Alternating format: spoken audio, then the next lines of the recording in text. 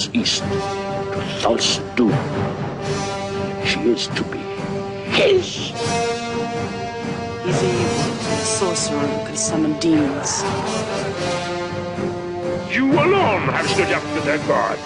And what are you? Be. It is said that they are deceivers. They murder people in the night. Steal my daughter back.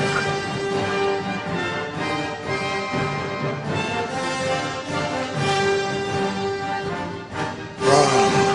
Grant me revenge.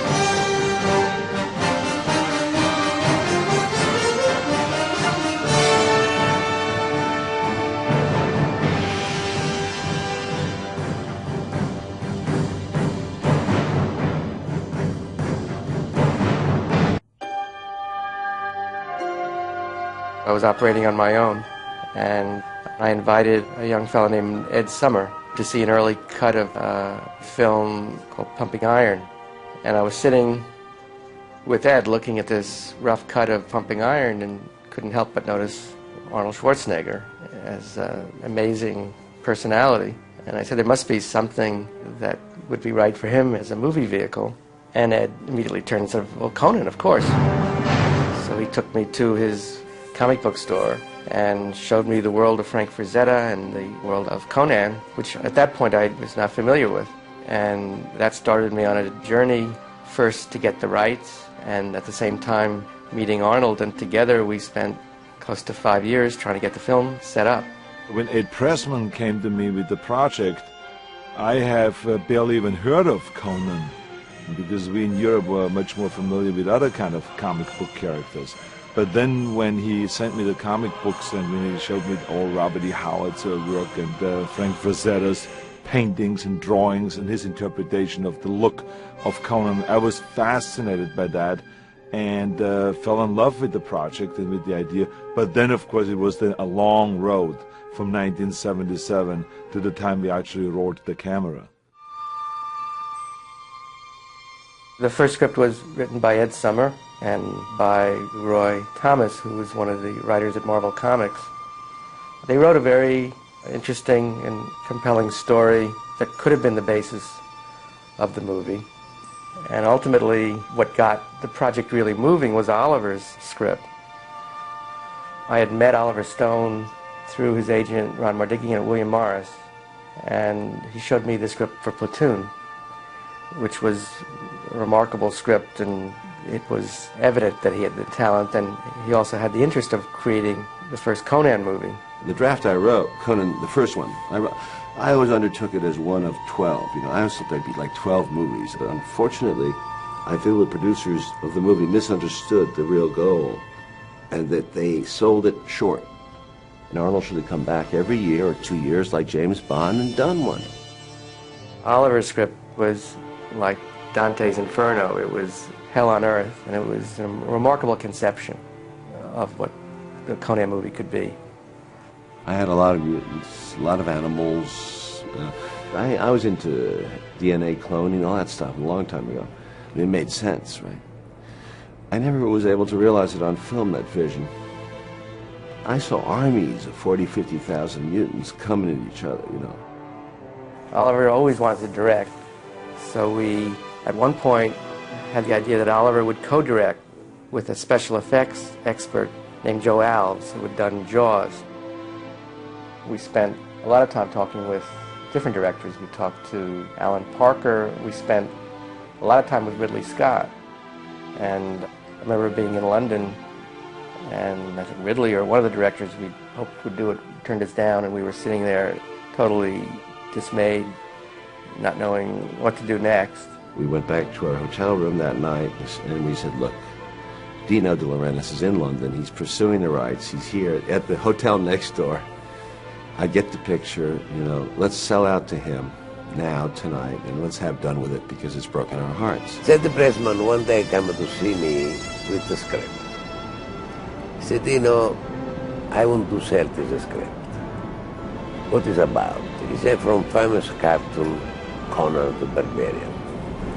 I read the script, was a little too violent, but it was a great script.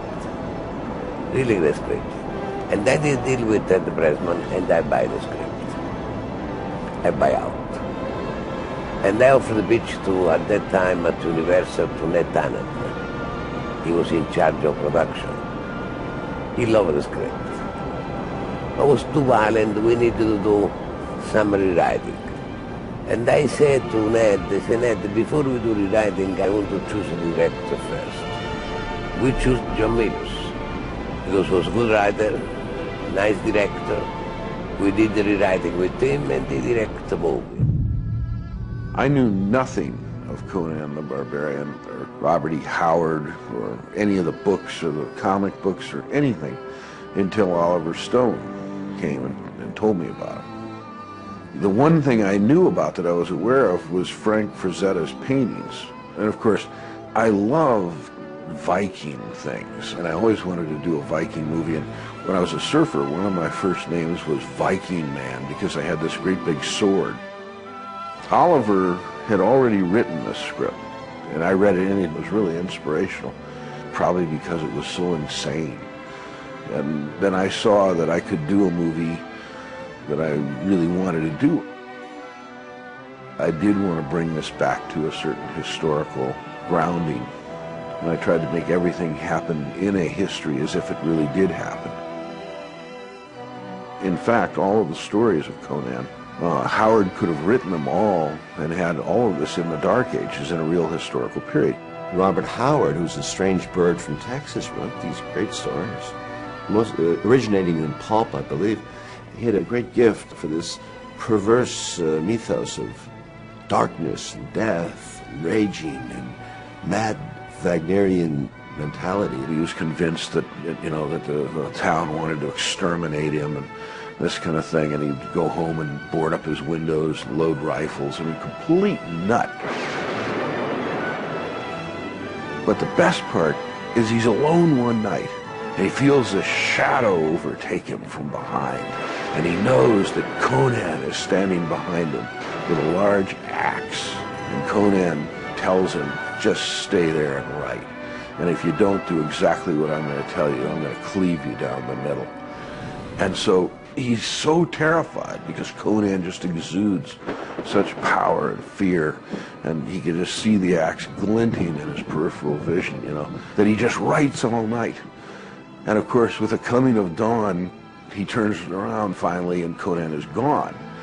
So he falls upon the floor completely spent, and he realizes, I only have to sleep for a few hours because then I must fortify myself. For when darkness comes again, so will Conan.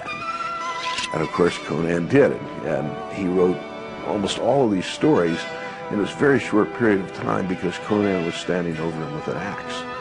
And I've always felt this way myself. When I was working on the original storyline that we were developing, we at the same time brought in a number of artists to try to create the world for ourselves, but also to present what the film would look like to prospective studios. It was such a visual idea in the first place that we needed to project that. And we had a whole tremendous presentation, which Ron Cobb was a very central part of, along with a number of other artists. I started sitting in on some meetings and did some tentative original artwork, kind of starting to visualize the first version of the script, which was very much in the fantasy vein of the Robert Howard novels. With John's massive rewrite, the picture became very action-oriented and less magical, less fantasy, more like an ancient world picture. Everything has a reflection of something that did exist. Nothing is just designed to be fantasy. It has to look like it would really work. Every single cart, every single weapon, everything has to be something that has a practicality and that will work. I was eager to design it. I wanted to be involved in making sure it was just had the right feel. So I just hogged that job entirely and drew up both of the Atlantean sword and Conan's original sword and supervised the making of them and in as much as the opening sequence, which I actually directed. On the sword that his father makes in the beginning, it has the great elk antlers and the hooves on the back and all this kind of thing. And then on the blade it says, "Suffer no guilt, ye who wield this in the name of Crom." I love the idea of inventing an architectural style that you couldn't quite identify. That was one of the things I wanted to do. You know, kind of design the snake cult so that all the artifacts all look like they fit together, sort of like corporate logos and things. You know. The symbolism in the picture was actually very important. John saw it that way, and I did as well. So we put a lot of time into making sure that they would resonate on the screen, and you'd remember them and fear them or get their significance. You know. Conan, what is best in life? To crush your enemies, see them driven before you, and to hear the lamentation of their women. From the beginning, it was always the idea of putting Arnold, you know. I mean, we thought of other people, and none of it really worked. Arnold was already a household word. He was a major celebrity. I remember bringing Arnold in, and Dino had this great desk at the end of this long room, and Arnold walks in and says, "What does such a little man like you need with such a big desk?" You know, typical Arnold. And of course that freaked Dino out. We had a rather interesting meeting regarding this with Dino, who thought that, you know, no one could understand him. And we said, "But Dino, nobody can understand you." I think what got him was I said, "You know, Dino, if we didn't have Arnold, we'd have to build him." The interesting thing was that when he became enthusiastic about the fact of me being in the movie, he just did everything possible, you know, to make this really extraordinary and big event movie. And he put a lot of money up there with the studios, and he had a lot of confidence in it and all that. So it was, from that point on, it was all up to me. Can I follow through? Can I perform up to the expectations that everyone had and all those kind of things? And I, from that point on, took it very seriously.